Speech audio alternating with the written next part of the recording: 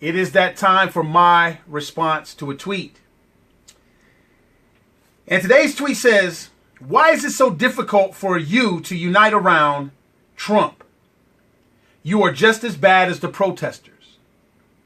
Why is it so difficult for you, meaning Phil Williams, to unite around Mr. Trump? You are just as bad as the protesters. Wow. I tell you, here's where I'm going with this. First of all, it's so interesting how intellectually or unintellectually honest we can be.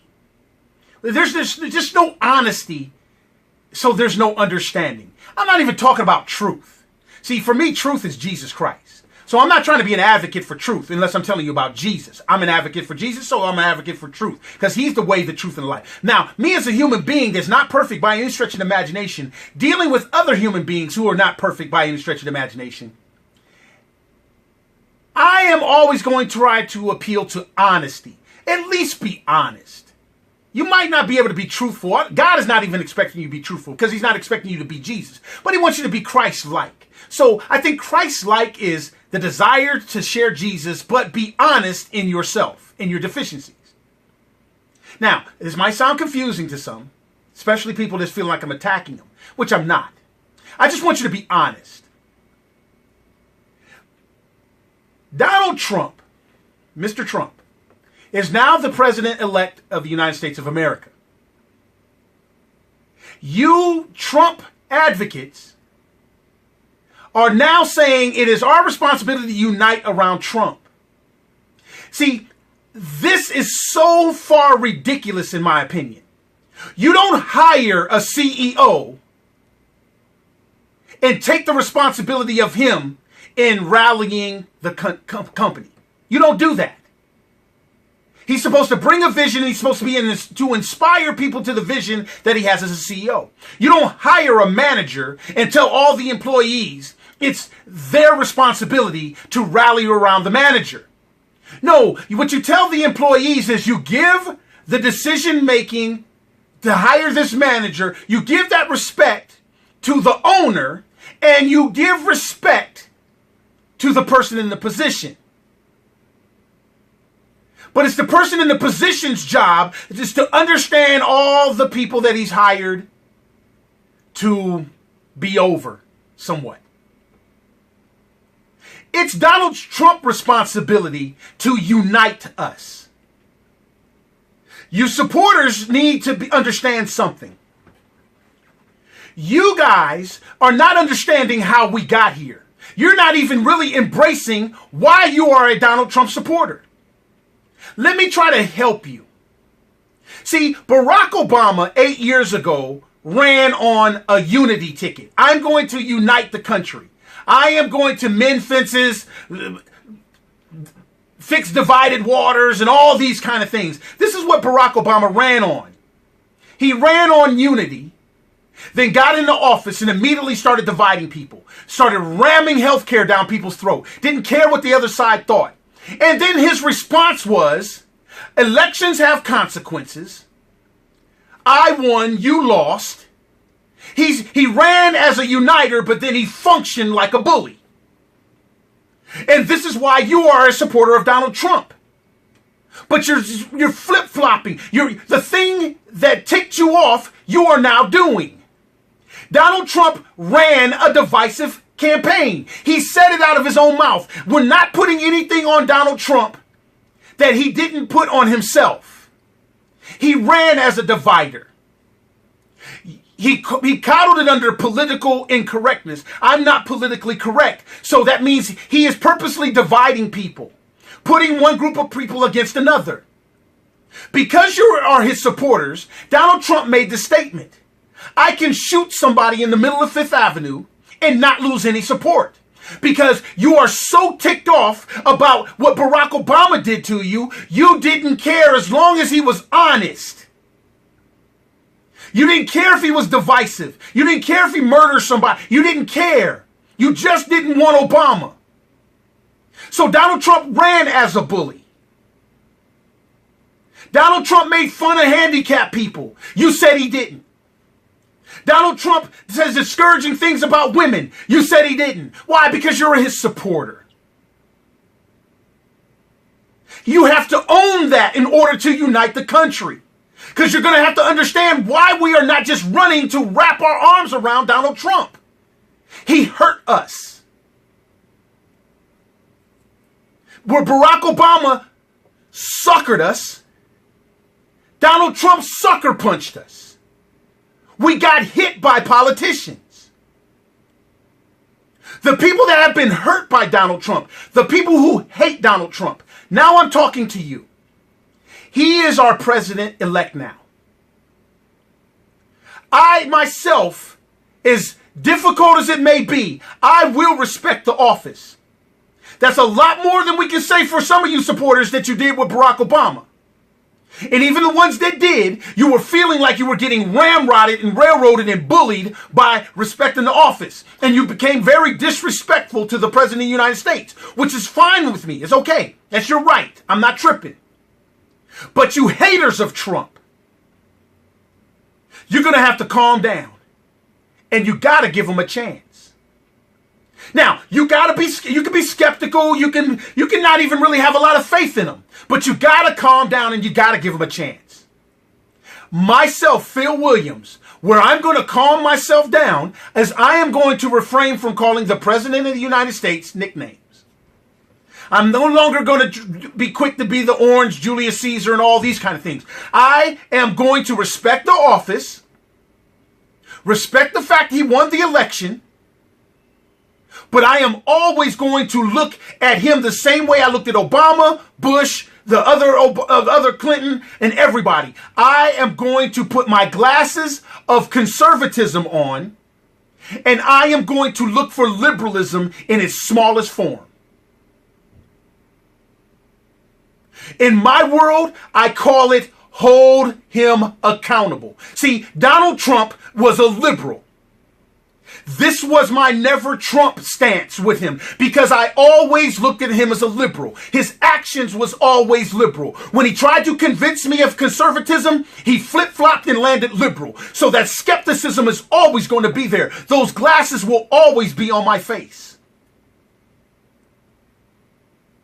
And this is how I, Phil Williams, are going to take the responsibility of holding him or anybody else accountable. Because this is how we got here, people.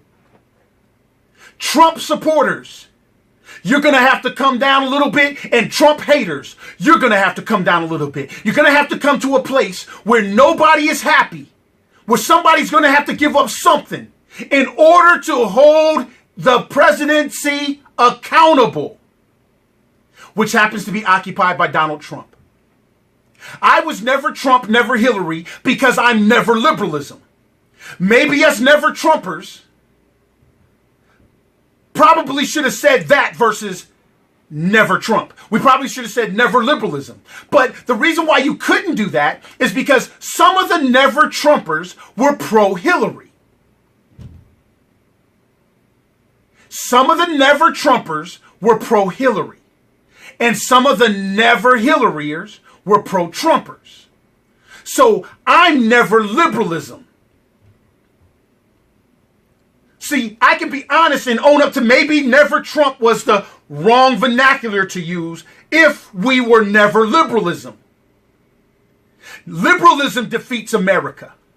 Barack Obama doesn't. Hillary Clinton doesn't. Donald Trump doesn't. No president does. The ideology of liberalism does. The thing that defeats liberalism is conservatism. So I'm always going to wear my glasses of conservatism. I'm going to have the faith of Jesus Christ.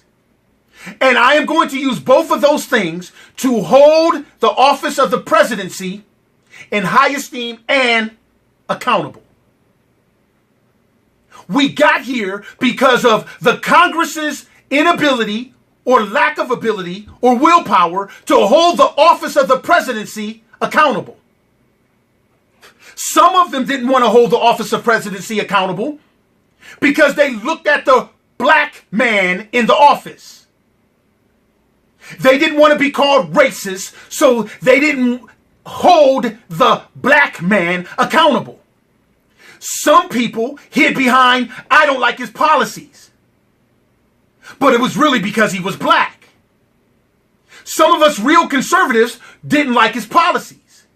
But then some of the real conservatives in the Congress, when it came to stand up against his policies, they allowed the leadership to get him to stand down, issuing blank checks and this and that. And this is where some of Trump's support is coming from. You're tired of the President of the United States not being held accountable and these weak Congress people assisting him.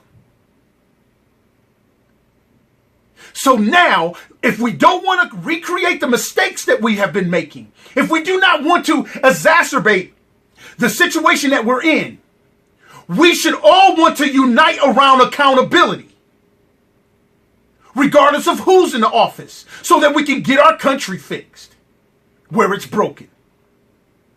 The level of accountability that our founding escaped slaves has put into this country is we the people. So if we the people take a hater stance, then you won't give a person a chance. And you'll sound like a hypocrite because you'll want a chance, but you won't want to give nobody else a chance. And if we the people act like cheerleaders and listen to only people that cheerlead the person that needs to be held accountable, he or she will never be held accountable. Because the cheerleaders will turn us into haters. They'll always make us haters. People, hear me loud and clear. See me loud and clear. I'm talking on the microphone and I'm looking at you. If you wrap yourself around a media source that is just going to be a cheerleader for the President of the United States, we're stuck like Chuck. You will never be fair. You will look at everybody that has a dissenting point of view of the President of the United States as a hater. If you continue to listen to Rush, Sean, and all these people that are cheerleaders for Trump, when liberalism pokes its shiny head out, they will explain it away and they'll take the spotlight off of it. And they will cheerlead for him, and you will relegate us to haters when I'm just trying to point out to you. That's liberal. And that right there will enslave us and destroy our country. We should unite around the fact that we're going to unite to save this country, and USA is first. And the President of the United States, regardless of who he is and who he pick and whatever, we must hold them accountable. This is how we got here. What are we going to do to fix it? You haters need to calm down, and you cheerleaders need to calm down. We have a country that should come first, not a personality. And to me, that principle to help our country stay the country that it is conservatism. Because you are witnessing the byproduct of liberalism. It is divisive. You have the one who said, I am a uniter and divided. And then you have the one that's divisive, that you're trying to say that we have to give up something and unite around him. It's not our responsibility. It's his. His responsibility to fix what he has broken. It's his responsibility, not ours. But I'm willing to give him a chance. Hey, gotta understand something, people. We are creating the same mistakes that's got us here. You're putting your undying, unfettered, unvetted support around someone who has hurt people to get to where he's at. A supporter has to say they have a legitimate complaint, might be going about it the wrong way, but I understand where you're coming from. Let's mend some fences.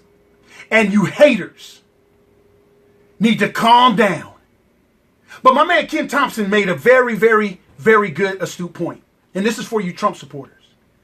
A few weeks ago, when Donald Trump was yelling, this system is rigged, you were willing to be exactly like these protesters are now. You was ready to go out there and tear America apart to defend the rigged system that you thought was about to cheat Donald Trump. See, this is what happens when you get honest. These protesters are doing what you were prepared to do if this thing went the other way. And I would be saying the same thing. Liberalism is what I'm looking for. Liberalism should be what you're looking for too. And we should be able to hold Donald Trump accountable and any of the people he selects in any of the cabinet positions when they start to go liberal. The problem this is he was always liberal. He did the political thing and said what he had to say and did what he had to do to get elected. So now all of us have the potential of being let down. In America, gone bye-bye because of liberalism. But you can't continue to listen to his cheerleaders. That right there will be the thing that helps America go bye-bye.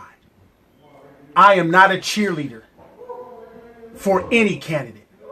I am a cheerleader for Jesus and a cheerleader for principles, conservative principles, constitutional principles, Bill of Rights, rule of law.